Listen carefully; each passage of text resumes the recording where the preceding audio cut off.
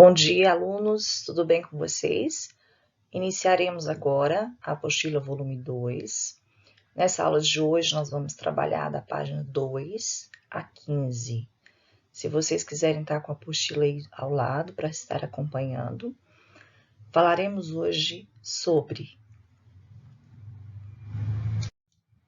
a religião e a cultura grega, os aspectos fundamentais e principais tanto da religião quanto da cultura grega.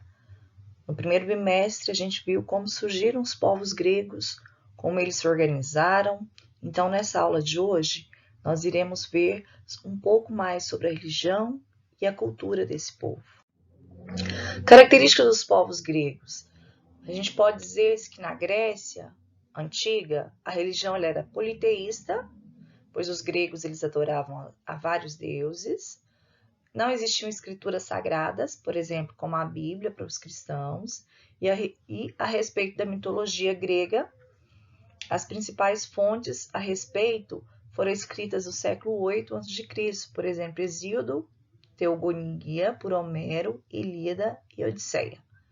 Então, na Grécia Antiga, eram povos politeístas, porque eles acreditavam em vários deuses, em várias divindades. Então, qual foi a origem da mitologia grega? O que significa esse termo mitologia? E qual é a relação da Grécia com a mitologia? Já que todas as explicações que eles tinham sempre envolvia deuses. As Olimpíadas envolviam os deuses, o teatro. Então, em si, toda a vida da Grécia envolvia os deuses gregos. Então, a gente vai entender também um pouco sobre isso. Conceito e origem. O que é mitologia grega? Mitologia grega ela é um conjunto de mitos, ou seja, histórias e lendas sobre vários deuses, heróis, titãs, ninfas, centauros. E a mitologia grega ela vai surgir, ela vai originar da união das mitologias, tanto dos povos dóricos e messênica. Então, seu desenvolvimento ela ocorreu por volta de 7.000 anos antes de Cristo. É o ápice da mitologia grega. Bom, a mitologia ela vai ter uma relação com a filosofia. A gente vai entender o porquê. Qual é a relação da filosofia com a mitologia grega? Com o passar do tempo, nas cidades gregas, principalmente como Atenas, lembrando que Atenas é uma cidade intelectual, lembra que os filhos eram treinados para serem dedicar à literatura, à parte intelectual.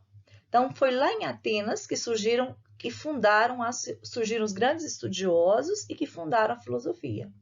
E os principais filósofos que nós temos é Sócrates, Platão e Aristóteles. E com o tempo eles começaram a duvidar das explicações originárias da mitologia. E eles fizeram valer um método da razão. Então, a partir daí, eles vão elaborar novas explicações sobre os fenômenos naturais, sobre a vida e o homem. Até então, a mitologia ela não tinha uma explicação lógica para as coisas, principalmente para os fenômenos da natureza. Então, eles criaram mitos e lendas para explicar. Só que a partir daí, quando surgem os filósofos, eles vão buscar razão para explicar esses fenômenos, não só baseado em hipóteses, em teorias, em coisas que não são fundamentadas. Então, a partir daí, a mitologia ela passou a explicar, não, juntamente com a filosofia, ou seja, elas vão se juntar e vai dar origem, e a partir daí eles vão explicar a origem da vida, os problemas da existência. Então, vai ter um conjunto entre filosofia e mitologia. A mitologia explica mitos, são mitos e lendas criadas pelos gregos. E a filosofia vai buscar razão para essas coisas que foram explicadas.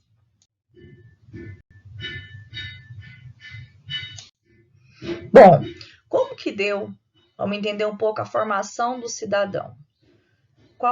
Como era a educação dos jovens? A gente já viu nas últimas aulas que a educação dada em Atenas era bem diferente da educação dada em Esparta, né?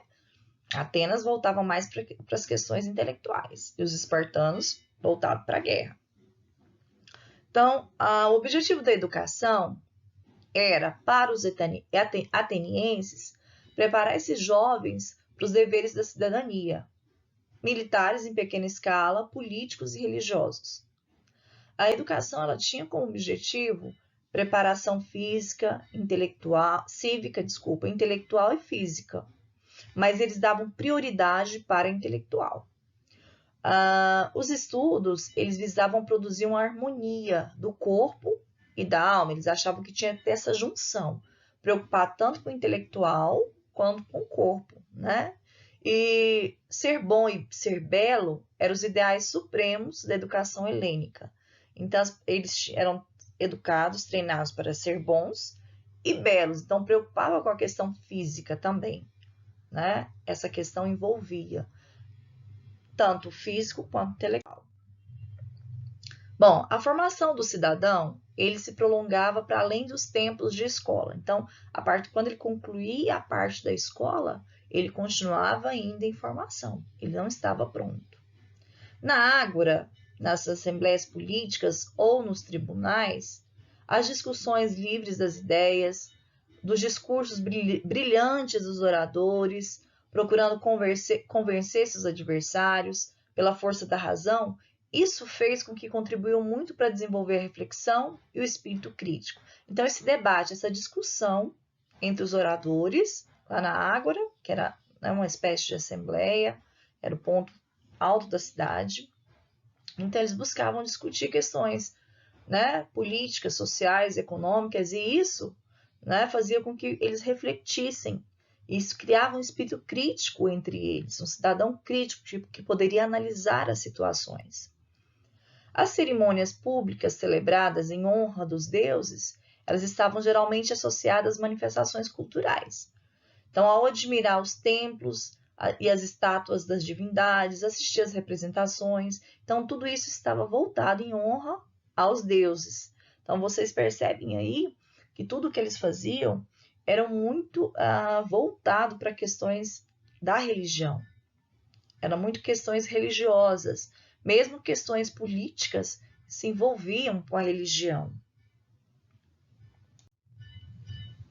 Bom, os gregos, como eu já disse, eles eram politeístas, acreditavam em vários deuses, né? Esses deuses, eles eram representados à semelhança do homem, mas, porém, eles tinham poderes sobrenaturais e eram imortais. Então, apesar de eles terem características humanas, eles tinham 2 pontos que os humanos não tinham, que eram poderes sobrenaturais e eles eram imortais. Eles também prestavam culto aos seus heróis, como Ulisses, Aquiles, Hércules, que eram semideuses, porque semideuses era filho de um deus e de uma mulher terrena. Então, aqueles heróis que eram filhos de deuses e de seres humanos, eles eram chamados de semideuses, e que se havia distinguido por ações extraordinárias no passado longínquo. Então, eles fizeram alguma coisa extraordinária, e a partir daí, eles viram que eles eram semideuses, filhos de deuses, com os seres humanos, uma mulher humana, né, terrena.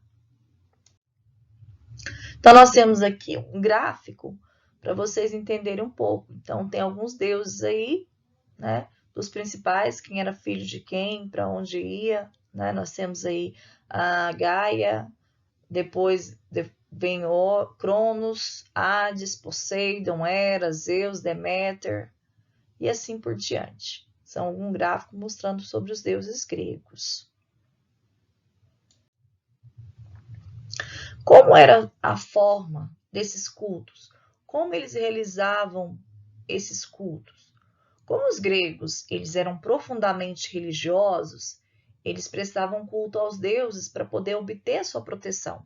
Então, por meio desses cultos, eles eram realizados nos templos, porque eles acreditavam que a partir daí eles recebiam a proteção desses deuses. Os cultos eram ritos simples, com orações, oferendas de flores, de frutos, às vezes faziam sacrifício de animais, ou derramar vinho sobre os altares, Então, esse eram os tipos de cultos que eram realizados para os deuses. Então, a gente tem uma imagem da cena do sacrifício. Sendo feito o sacrifício, ia ali, no caso, sacrificar um animal em prol dos deuses. E isso era comum entre eles. Bom, eram os magistrados, os homens do governo, que celebravam o culto. Então, nos templos, celebrava-se o culto cívico, em honra aos deuses, aos heróis, que eram protetores da polis. Polis eram cidades gregas, que eram cidades-estados, eram chamadas de polis. O culto era presidido por esses magistrados. Realizavam-se também grandes festas sagradas, em homenagem a esses deuses. Eles realizavam essas grandes festas sagradas. Em Atenas, a procissão de Panateneias, em honra de Atenas, grandes dionísicas, festivas de música, de teatros, também dedicada a Dionísio, que é deus do vinho. Nos santuários, eles atraíam multidões vindas de todas as partes do mundo helênico e construíam um dos mais fortes laços de união entre os gregos. Então, os gregos, eles se uniam em volta dos templos, dos cultos religiosos, e acabava havendo ali a união desses vários povos em prol da religião. Então, vocês estão percebendo que eram povos, os gregos, extremamente religiosos. Bom, os Jogos Olímpicos, que a gente tanto conhece, né? Eles surgiram na Grécia Antiga.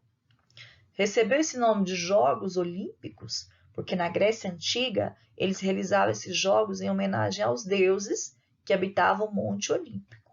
Então a gente vai conhecer um pouco mais desses jogos, como que eles surgiram e como que era a característica deles. Nessa imagem aí a gente está vendo a tocha. Então, desde a Grécia Antiga, essa tocha olímpica, ela já existia. Bom, Jogos Olímpicos. Os Jogos Olímpicos, eles iniciaram por volta de 776 anos antes de Cristo. Eles ocorriam de 4 em 4 anos e prolongava-se ao longo de uma semana. Era um ato sagrado, exclusivamente reservado aos homens livres de nacionalidade grega. As mulheres, elas não podiam participar e nem assistir os jogos. E os jogos, os participantes, eles participavam nus. Então, e eram somente os homens livres que podiam participar. As mulheres, elas não assistiam e não participavam.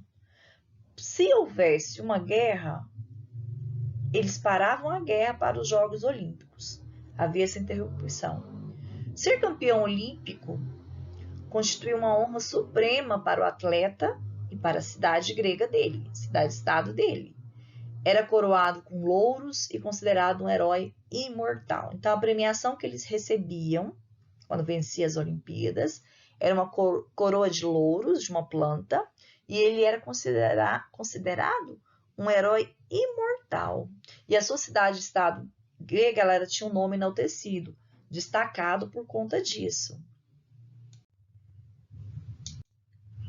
Bom, o primeiro dia dos jogos, era consagrado aos sacrifícios em honra de Zeus, que é o deus dos deuses, e o juramento solene dos atletas. Então, durante os 5 dias seguintes, realizavam-se as provas no estádio ou no hipódromo. Quais eram as provas que eram realizadas por eles? Corridas de fundo de velocidade, salto, vários tipos de luta, lançamento de disco, de dardo, corrida de carro, corrida a cavalo, pentatlo, conjunto de 5 provas que eram disputadas pelo mesmo atleta. Então, tinha uma série de provas que eles realizavam e isso ia passando nesses 5 dias. Bom, o teatro é outra característica dos gregos, muito importante, e que nasceu também em Atenas, e eles faziam homenagem ao deus Dionísio, né? O teatro ele nasceu em Atenas, ele estava associado ao culto do deus Dionísio, que é o deus do vinho. E nas festas em honra deste deus, eles faziam o concurso dessas representações. E nesse teatro grego só havia 3 atores masculinos, homens, para representar os papéis de todas as personagens. Então, os atores eles usavam trajes coloridos, sapatos muito altos para ficarem com uma altura imponente, né? Cobriam o rosto com máscara. Então, esses atores masculinos, eles vestiam-se de mulher para representar as personagens femininas. Vocês estão observando que na Grécia Antiga é uma sociedade extremamente machista. As mulheres não participam da vida política até então. As mulheres não participam do teatro, não participam das Olimpíadas, então é extremamente machista. Máscaras do teatro. As suas exageradas expressões permitiam aos espectadores, mesmo das filas mais afastadas do teatro, perceber as emoções, os sentimentos que esses atores representavam. Servia também para amplificar as vozes dos atores, porque não tinha microfone e era a céu aberto. Então, era aquele silêncio total, mas os atores tinham que falar bem alto para que todos pudessem ouvir. E no teatro, havia 2 tipos de representações, tanto a tragédia quanto a comédia. Então, eram essas 2 formas que eram representadas. Nas tragédias, tinham por tema histórias da mitologia. Eram dramas em que os seus heróis eles eram vítimas do destino ou eram arrastados pelas paixões de amor, de vingança, e eles estavam condenados ao sofrimento e à morte. A tragédia grega também, ela tem um significado universal, isso é, ela tem um tema, drama, que pode acontecer ao homem de todos os tempos e lugares. Nós temos Ésquilo, Sófocles e Eurípides. Eles foram os grandes atores de tragédias. E eles souberam criar nessas peças um emocionante clima ali de suspense, né? E mergulhava ali mesmo os espectadores na angústia, no horror. As pessoas viviam aquilo que eles estavam passando, o tanto que eles representavam bem. E tinha também, além da tragédia, a comédia, que retratavam essas figuras com características da sociedade da época. Por exemplo, ridicularizava os defeitos, as fraquezas, despertando através do riso uma crítica social. Então, é uma forma de estar criticando ali a sociedade por meio dessa comédia. Aristófanes, ele foi o maior comediógrafo ateniense e exerceu desse modo uma grande influência na vida da cidade. Ele foi um dos melhores. O teatro ele levava os espectadores, gente, a refletir sobre a vida, sobre a condição humana, né? Era considerado um espetáculo sagrado. Todo mundo queria para lá ouvir. Isso contribuía muito para a formação dos cidadãos, despertar o senso crítico, né? E as pessoas amavam o teatro. Era um momento muito esperado pelos gregos. Então, o teatro gregos, olha aí como era um teatro grego. Aqui numa representação de desenho, né, os atores ali no meio e as pessoas em volta assistindo. Tem uma forma circular em escada para que o som pudesse chegar a todos. Na imagem original acima à direita, hoje, né, que é um ponto histórico na Grécia. Então, o teatro grego ele era construído ao ar livre, nas encostas das colinas. O teatro ele era constituído por 3 espaços fundamentais. Quais? A cena, onde ficava o cenário, os atores que representavam. Tinha a orquestra, onde atuava o coro, a música que seria tocada para dar mais suspense, mais drama. E a bancada, onde ficavam as pessoas ali assistindo, os espectadores assistindo. Eles passavam horas assistindo aquele teatro intactos, ali sem conversar, em silêncio. Era um momento muito esperado por eles. E o teatro, tanto o teatro, as Olimpíadas, estava muito voltado também à filosofia, esse pensamento grego. E eles tinham o amor à sabedoria. Os gregos, eles desenvolveram conhecimentos em muitas áreas do saber. Preocupava-se com as origens do universo, da vida, das forças da natureza. e eles foram os criadores dessa filosofia. Philos, amigo, Sophias, sabedoria, né? E a filosofia grega também, ela tinha um caráter humanístico. Ela era marcada pelo prazer do saber de tudo, para que o homem fosse um ser harmonioso, completo. Então tinha essa ligação. E os filósofos também desenvolveram esse pensamento racional, apresentado pela primeira vez as explicações, porque antes era só baseado em mitologia. Então eles não precisavam sempre recorrer a mitos, a religião, para explicar as coisas. Eles buscavam a razão para essa explicação. O primeiro filósofo grego foi Sócrates, né?